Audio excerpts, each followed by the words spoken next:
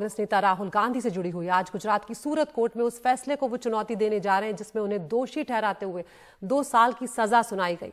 और इसी 2 साल की सजा के चलते राहुल गांधी की संसद सदस्यता जो है उससे भी उन्हें हाथ धोना पड़ा है।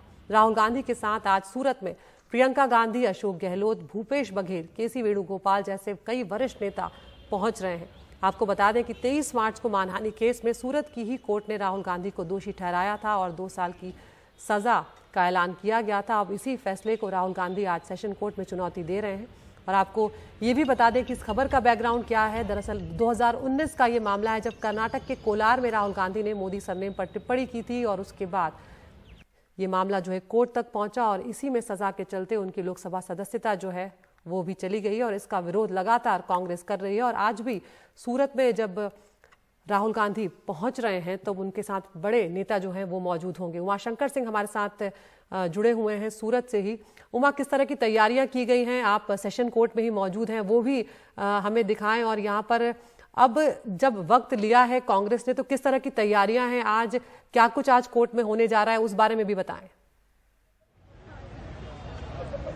जी देखिए, इस वक्त हम सूरत सेशन कोर्ट परिसर जो है उसके मुख्य दरवाजे पे खड़े हैं और यहाँ पे जो सुरक्षा बंदोबस्त हैं वो बहुत ही पुख्ता किए गए हैं, क्योंकि इस बात का अंदेशा है कि कांग्रेस के कार्यकर्ता जो हैं वो बड़ी तादाद में यहाँ पहुंचकर ताकत की नुमाइश कर सकते हैं। कांग्रेस के बहुत सारे नेता जो हैं वो राहुल गांधी के साथ पहुंच रहे हैं। कई सारे नेता राहुल गांधी के पहले ही पहुंच रहे हैं। 3 राज्य जहाँ पे मुख्यमंत्री हैं कांग्रेस के, वो तीनों मुख्यमंत्री यहाँ पर पहुंच रहे हैं। तो कांग्रेस की तरफ से एक ताकत की नुमाइश और एक शक्ति प्रदर्शन की कोशिश यहाँ पे की जा रही है। और इसी बात पर बीजेपी सवाल उठा रही है कि आखिरकार जब मामला कानूनी है तो उसमें राजनीति करने की कोशिश क्यों हो रही है।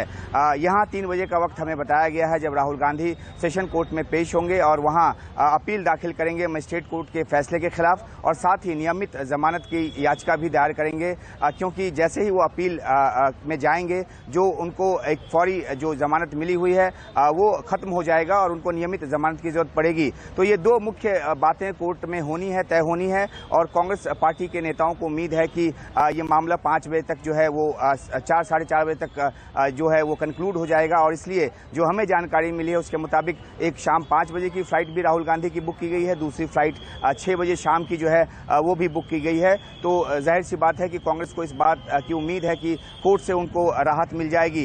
एक बड़ा सवाल ये उठा कि आखिरकार जब ये 23 मार्च को फैसला आया तो तुरंत जो है राहुल गांधी की तरफ से ऊपरी अदालत का दरवाजा क्यों नहीं खटखटाया गया।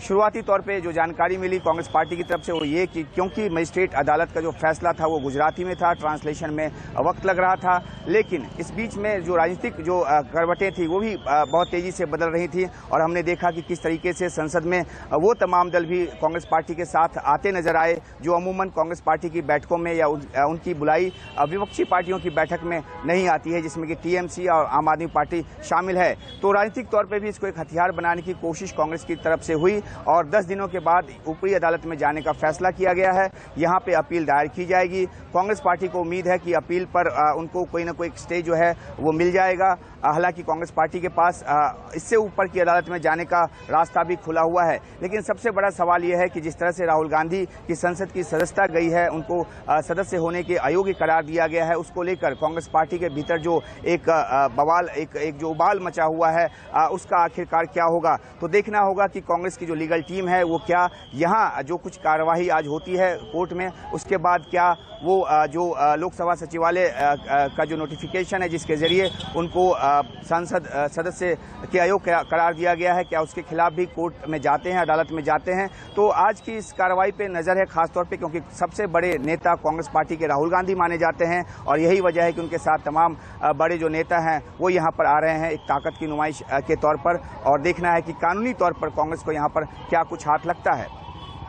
यहाँ पर मंशा कांग्रेस की यही होगी कि राहुल गांधी की जो संसद सदस्यता है वो कम से कम दोबारा बहाल हो जाए। ऐसे में आज जब ये सेशन कोर्ट पहुंच रहे हैं तो जहन में ये भी होगा कि अगर यहाँ से निराशा हासिल होती है तो ऊपर जाएंगे। क्या कोई पूरी टीम है या अब तक कोई जानकारी इस बारे में मिल पाई है? क्योंकि कई पेशेवर वकील भी खुद कांग्रेस पार्टी में ही हैं, तो कौन इनकी तरफ से पेश होगा आज राहुल गांधी की तरफ से?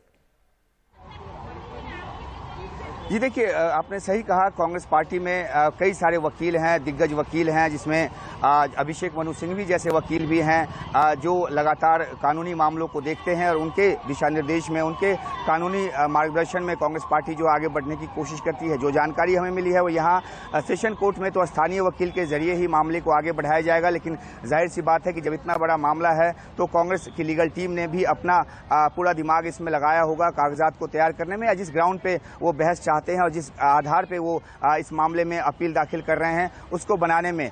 तो एक कानूनी लड़ाई जो है वो कांग्रेस पार्टी अपनी तरफ से लड़ती नजर आ रही है। लेकिन बड़ा सवाल ये है जो आपने किया कि राहुल गांधी की संसद सदस्यता का क्या होगा, उसके लिए कोर्ट में जाने का रास्ता खुला हुआ है, लेकिन प्राथमिक तौर पर यह देखना होगा कि सेशन कोर्ट में क्या फैसला आता है जो अपील की जाती है उसके ऊपर। और दूसरी बात यह भी है कि राहुल गांधी को जो घर खाली करने का नोटिस मिला है, जानकारी ये भी आई कि उन्होंने वहां पे पैकिंग अपनी शुरू कर दी है। घर अभी खाली तो नहीं किया है लेकिन पैकिंग शुरू कर दी है। तो कांग्रेस पार्टी क्या कानूनी रास्ते के जरिए इस मामले को लेकर आगे बढ़ेगी या एक पॉलिटिकल रास्ता उस पर ज्यादा मजबूती के साथ आगे बढ़ेगी, क्योंकि कांग्रेस को कहीं ना कहीं इसमें राजनीतिक फायदा भी नजर आ रहा है। क्योंकि जैसा कि मैंने बताया कि कई सारी विपक्षी पार्टियां जो पहले कई मुद्दों पर साथ नहीं आती थी वो भी इस मुद्दे पर कांग्रेस पार्टी के साथ आई है। तो एक विपक्षी एकता की जो बात कांग्रेस लगातार करती रही है, क्या वो इस मुद्दे को आधार बनाकर उस एकता की तरफ बढ़ेगी और इसलिए ज्यादा जो जोर है वो इसके राजनीतिक पहलू पर डालेगी, या फिर संजीदगी के साथ जो कानूनी लड़ाई है वो लड़ेगी, संसद की जो सदस्यता गई है क्या उसके खिलाफ अपील करेगी। लेकिन सबसे पहले देखना होगा कि आज यहाँ सूरत सेशंस कोर्ट का क्या कुछ फैसला आता है, क्या कुछ कार्रवाई कोर्ट के अंदर चलती है।